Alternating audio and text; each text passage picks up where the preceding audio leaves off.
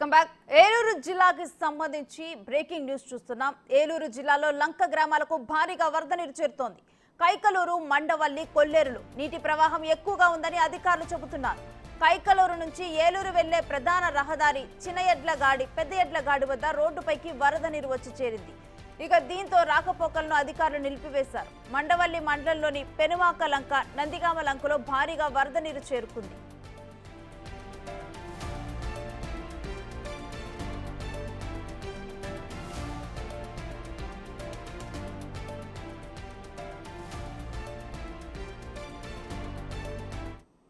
ఇదే అంశానికి సంబంధించిన డీటెయిల్స్ మా ప్రతినిధి మల్లికార్జున్ ఫోన్ లైన్ ద్వారా అందిస్తారు. మల్లికార్జున్, ఏలూరులోని లంకగామాల పరిస్థితి ఏంటి?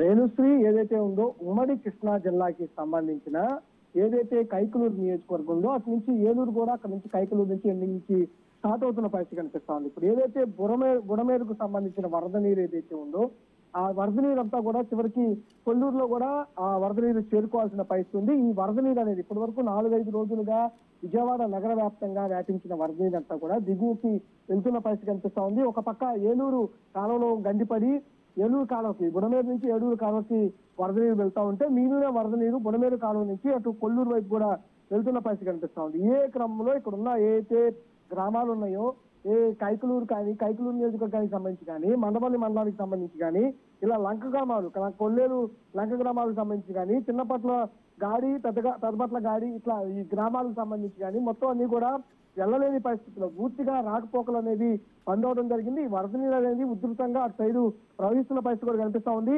ఈ ఏలూరు నుండి కైకలూరు వెళ్లే ప్రధాన రహదారి కూడా చిన్న గాడి పెద్ద గాడి అలాగే దగ్గర నుండి పైకి కూడా నీరు పూర్తిగా రోడ్డు పైకి కూడా చేరుకోవడం జరిగింది. పూర్తిగా మండవల్లి మండలం కొల్లేరు లంక గ్రామాలు పూర్తిగా జల దిగ్బంధంలో ఉన్నట్లు కూడా తెలుస్తుంది. పెనుమాక లంక, నందిగామ లంక, లింగంపల్లి లంక అలాగే భారీగా కూడా ఈ వరద నీరు అనేది ఎందుకంటే విజయవాడ నగర వ్యాప్తంగా వచ్చిన వరద నీరు అన్న కూడా కిందకి వెళ్ళిపోతున్న పరిస్థితి కూడా కనిపిస్తా ఉంది. గండ్లు అనేది అక్కడ పూడుస్తా ఉన్నారు.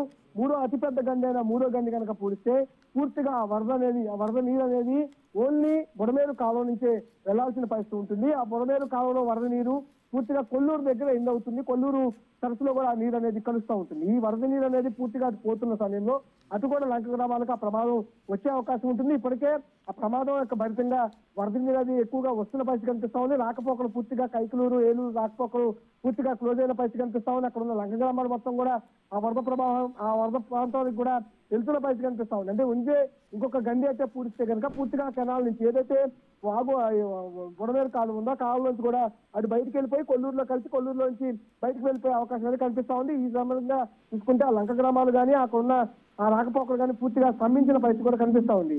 మల్లికార్జున్, బుడమేరు కాలువ గండి పూడ్చివేత పనులు అయితే శరవేగంగా జరుగుతున్నాయి. 3వ గండి కూడా పూడ్చడానికి అధికారులు సిద్ధంగా ఉన్నారు. మరి ఇటువంటి టైంలో ఈ లంక గ్రామాల్లో అధికారులు ఎటువంటి చర్యలు చేపడుతున్నారు? మరి లంక గ్రామంలో ఉన్న ప్రజలకి ఎప్పటికప్పుడు ప్రభుత్వం అయితే అప్రమత్తం చేస్తూ కూడా చర్యలు చేపడతా ఉంది. అంటే విజయవాడ నగర వ్యాప్తంగా ఉన్న వరద ప్రభావిత ప్రాంతాల్లో ఎక్కువ మంది అధికారులు కానీ ఇక్కడ ఉన్న సిబ్బంది కానీ పనిచేస్తున్న పరిస్థితి కనిపిస్తా ఉంది. మొత్తం ఏదైతే ఈ వరద ప్రభావిత ప్రాంతంలో రాష్ట్రం నలుమూలలో ఉన్న పారిశుద్ధ్య కార్మికులు కానీ అధికారులు కానీ పూర్తిగా గవర్నమెంట్ యంత్రాంగం మొత్తం కూడా ఈ వరద ప్రభావిత ప్రాంతంలోనే పనిచేస్తున్న పరిస్థితి కనిపిస్తుంది. నగరంలో వరద ప్రభావం అనేది కొద్దిగా తగ్గుతున్న నేపథ్యంలో ఈ ఉన్న అధికారులు కానీ చర్యలు కానీ అన్ని కూడా లంక గ్రామాల మీద పడుతున్నాయి కాబట్టి వాటిని అన్ని కూడా చర్యలు తీసుకునేందుకు ప్రభుత్వ యంత్రాంగం సిద్ధంగా ఉందని కూడా తెలుస్తా ఉంది.